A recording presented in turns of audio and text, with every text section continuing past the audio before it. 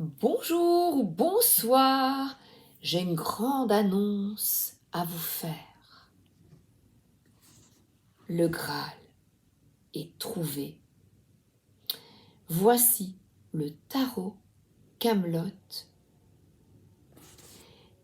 écrit par Mathieu Delaruelle. En fait, cet auteur a dessiné les lames du tarot et les a présentées sur Twitter en 2020. Il se fait que, un jour, il acquiert un nouvel abonné, Alexandre Astier, Arthur lui-même. Vous imaginez Monsieur Astier, le compositeur de cette fresque. Imaginez-vous. Après avoir réalisé la moitié des lames, avoir dessiné une grande partie, 42, eh bien l'auteur a décidé de les présenter à Alexandre, qui, n'oublions pas que c'est Arthur le Bon, donc qui a contacté Hachette afin de présenter le travail de Mathieu. J'ai donc entre les mains ce travail magnifique et conséquent. Tout d'abord, la boîte simple. Ah oui, alors là, je trouve que dès que j'ai ouvert, on va à l'essentiel, simple et efficace. Tout d'abord, j'ai placé devant moi les arcanes majeures. Je vais vous en montrer les dessins. Et j'effectuerai, comme à mon habitude, un tirage. Je montrerai que quelques mineurs qui, bien que basés sur le tarot de Marseille, eh bien là, sont représentés par des dessins de personnages, et de scènes de vie, au lieu d'être des dessins simplistes qui nous fatiguent. Alors, admettons-le, qui nous fatiguent. Là, on va à l'essentiel. Voilà, le bouffon qui est en cavalier de bâton, donc qui a de l'audace et qui suit ses passions. Donc, on y va, on fonce, action. Tout d'abord, voici Merlin en magicien, c'est évident. Alors, oui, et les outils sont spécifiques, évidemment. Il y a un gland. N'y voyez là aucune allusion. Je ne me permettrai pas. Donc, ensuite, je prends mes dés. Nous avons Audrey Fleurot, que j'adore, l'actrice. La fée Viviane, qui est en papesse. Belle, elle est tellement belle. Ensuite, la préceptrice.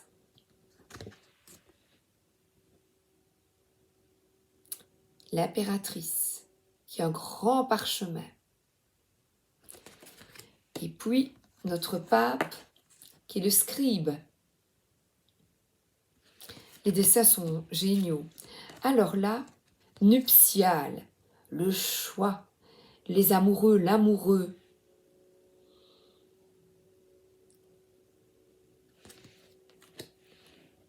Pierre Mondy qui est en impérator. Oh, j'adore. En chaussettes. Caesar.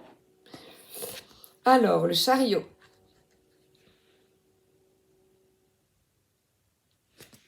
Pour les amoureux de la série, c'est génial. Hein. Ah là, l'acteur. Je vous laisse deviner qui est-il. Jacouille la fripouille. La justice. Que je regardais parce que c'est la justice. La justice reste la justice. À mi-temps. Alors là, génial, notre ermite.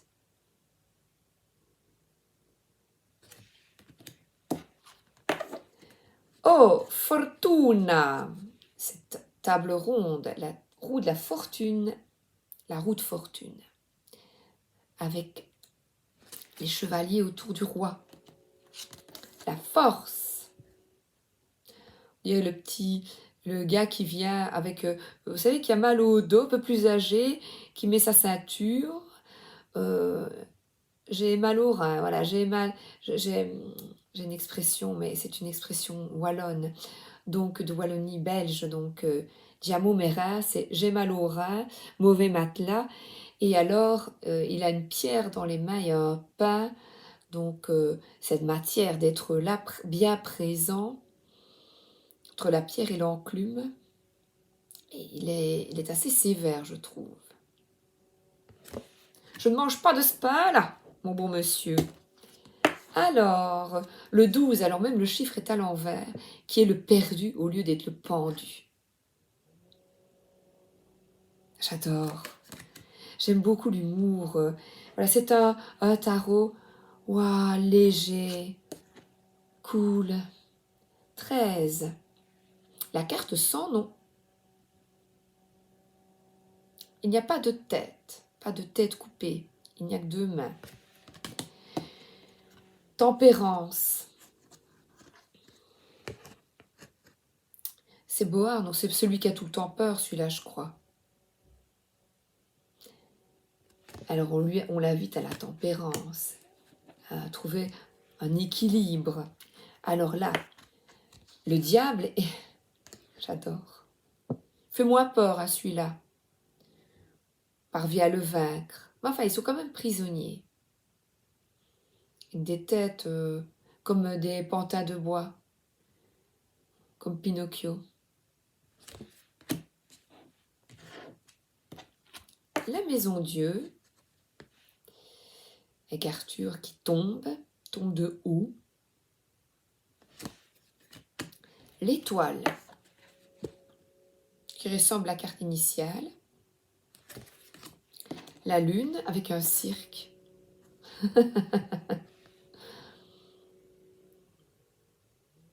Ah ben le chien n'y est plus. Il y a le loup et l'argent. Vous voyez, une charrette. Faut qu'on pense à Pinocchio, moi. Arrêter de se mentir à soi-même, peut-être, par cette carte. Alors là, j'adore. Avec le fermier qui vient tout le temps, le paysan qui vient tout le temps râler et qui se dispute. Et là, il y a le soleil au-dessus de leur tête. Alors, arrêtez de vous disputer, les gars. Le soleil ment. C'est terminé. Faut tout le temps râler auprès du roi Arthur. Alors voilà, Arthur est dans son lit. Il n'est pas que ça... Bon, habituellement, la carte du jugement est présentée avec un cercueil, mais ici, pas du tout.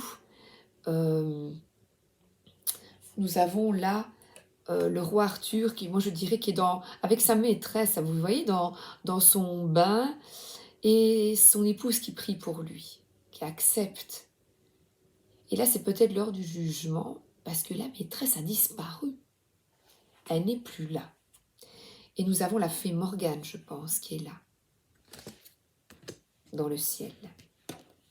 Alors là, j'adore les mondes au lieu de le monde. Les mondes parallèles, les nombreux personnages qui nous encadrent. J'adore. Qui se regardent, mais elle est tournée vers lui, vers le haut. C'est extraordinaire. Et nous finissons avec le mat. Qui part à l'aventure, et ici avec un coup de cuillère à peau, avec une cuillère sur l'épaule. Alors, je ne vous ai pas parlé du livret. Alors, le livret, eh bien, petit, mais Maus costaud, voilà. Il y a un avant-propos, des explications sur l'historique du tarot. Mais arrêtez de me demander ce qu'il fait toutes les 5 minutes. Je ne suis pas cartomancienne. Ça, c'était sympa, ça. Alors, après une brève explication de la conception et l'historique, nous rentrons tout de suite dans le vif du sujet avec les explications des cartes et j'effectuerai, comme je vous l'ai promis, le tirage après. Donc, je mélange les cartes mineures et je vous les présente quelques-unes. Alors, le fou, le fou, ville, le merde. Attendez, le fauve, le merde. Bon, vous en déduirez le fouille merde, je ne sais point, je ne sais point. Qui est pas le cavalier denier, c'est, quoique, celui qui regarde et qui avance. Et pourquoi est-ce qu'il a un bâton? Celui-là, il a un bâton à la main. Eh bien, écoutez, je vais regarder. Pourquoi celui-là? On va regarder. Et c'est chouette parce que c'est une autre interprétation. Donc, le cavalier, le seigneur, Jean le Sage, je ne connais pas encore, je n'ai pas encore regardé toute la série.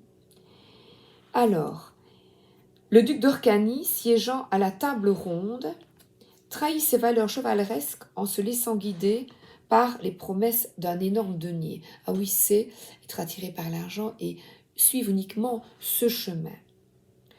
Ce dernier n'est pas interprété comme de la monnaie. Il représente en réalité une roue. Le cavalier s'apprête donc à utiliser son instrument pour littéralement mettre des bâtons dans les roues et ainsi mériter son titre. Le chevalier de denier est quelqu'un qui travaille avec ardeur chaque jour, c'est voilà, qui travaille, qui est courageux, qui est fidèle, ambitieux, qui aime être chez lui et qui est méthodique. Le fouille-merde, c'était bien ça, représente une personne de l'entourage du consultant qui n'est nullement empathique et qui ne jure que par la réussite sociale et professionnelle. À ce titre, chacun de ses actes est intéressé et il est capable de recourir aux intrigues, aux provocations, aux manigances, si elles peuvent lui permettre d'avancer. Et lorsque la carte est inversée, le consultant est particulièrement lucide sur ses propres défauts, qui le privent peu à peu du soutien et de l'amitié de ses proches. À lui d'agir si il désire s'éloigner de cette voie. Donc là, on vous invite à suivre le chemin du cœur et non du denier, donc de passer à l'action et de ne pas axer uniquement votre vie sur le matériel, mais d'effectuer un travail qui vous plaît. Voilà. Bon. On continue. Alors, le 3 de coupe. Et là, il y a une représentation des coupes. C'est très joli, hein, c'est génial. Alors, le 4 de coupe.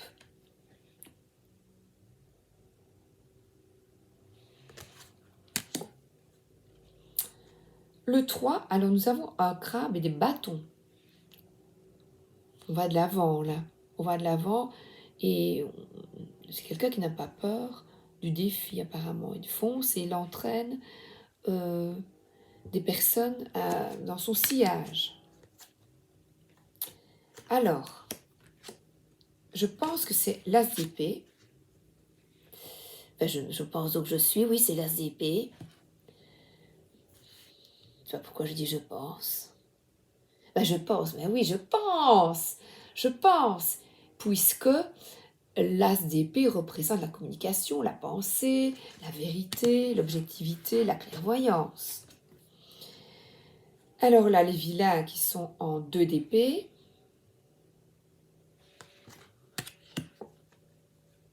Le 4 de bâton avec Merlin, et c'est très comique parce qu'il présente un engagement, et là il y a la nature et il y a une forme de vide. Quel est ce tableau? Pourtant il n'est pas d'invisibilité, de miroir, de soi peut-être. C'est bizarre cette carte. Et elle laisse cours à notre interprétation, je trouve, à notre imagination, à nos ressentis.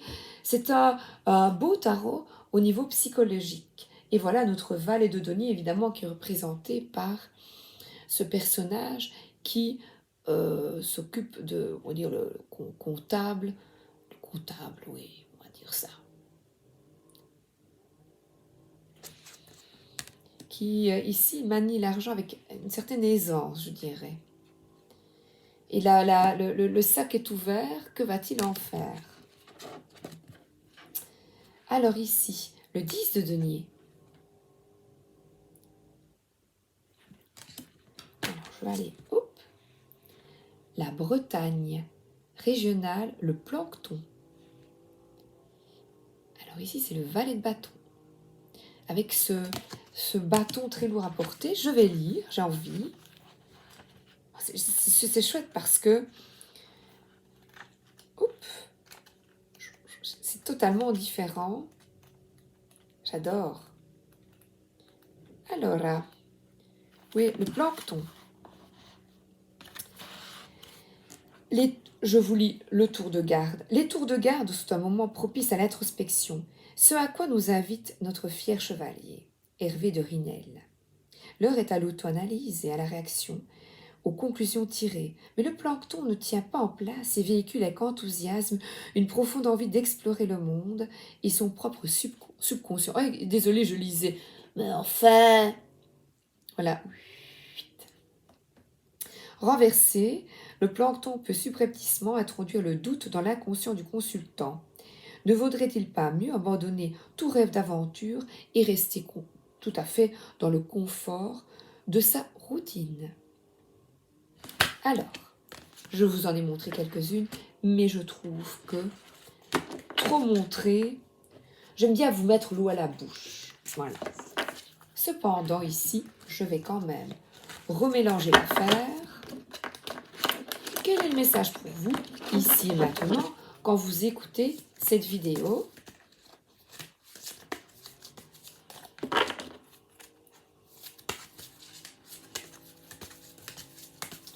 Je les mélange un peu, ce ne sera pas parfait. Les cartes sont grandes, de très bonne qualité.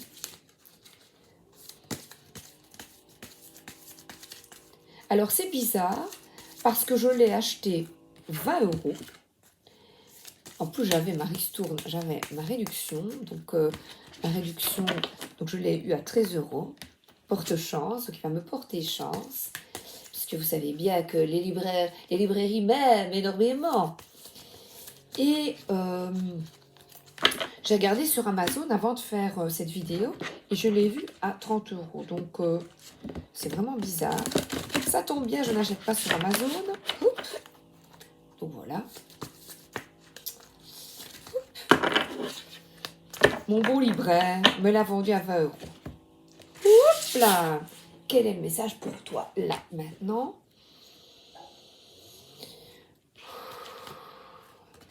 Ah, j'ai le 7 de denier, le chariot et les vilains, le 2 d'épée. Alors comme ici, je présente, je vais donc m'en référer au livret.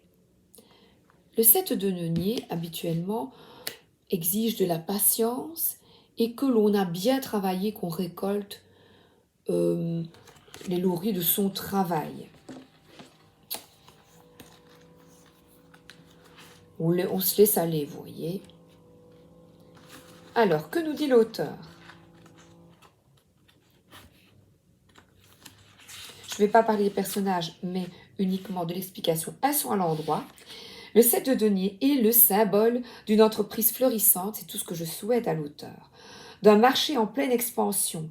Métaphoriquement, il représente le fruit des efforts, de la discipline et des investissements du consultant qui se traduit par de grands bénéfices matériels ou humains. Je lui souhaite le succès.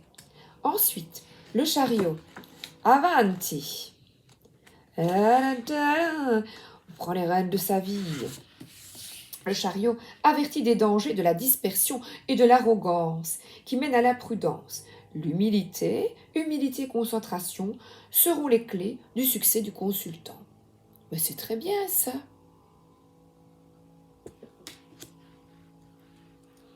Travailler avec ardeur, être humble. Pourtant, moi, je lui tire mon chapeau pourtant. Et le 2 d'épée.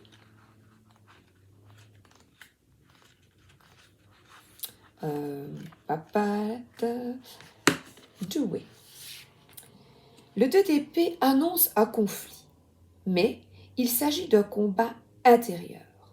Le consultant est invité à ne pas se dérober, C'est en affrontant le problème qu'on prend des décisions et le choix, quel qu'il soit, nous fait avancer.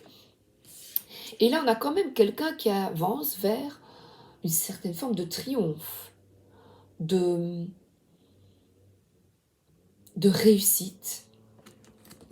De réussite en toute humilité, parce que, voilà, l'auteur ici, on peut dire qu'il a été déterminé, qu'il a avancé de manière régulière, avec confiance, dans son projet. Et peut-être que ici, le conflit intérieur, c'est se poser des questions sur toute cette énergie. Oui, non, est-ce que c'est... il y a peut-être une contradiction. Et là, au lieu de se noyer dans des détails insignifiants, on dit d'aller de l'avant et de croire en vous et vos projets, de croire en votre décision. Ben écoutez, je vais prendre une. J'ai envie. Oui, parce que regardez, le chariot n'a pas la couronne sur sa tête. Donc, il a le triomphe modeste. Hop là. Et nous avons ici Merlin. Je me posais justement la question. Miroir, mon beau miroir, suis-je la plus belle? Mais non, tu es vilaine. Alors, elle était pas gentille, hein, la reine, dans Blanche-Neige. Alors, 4 de bâton. J'ai les 4 de coupe. Alors, on retrouve Merlin l'enchanteur.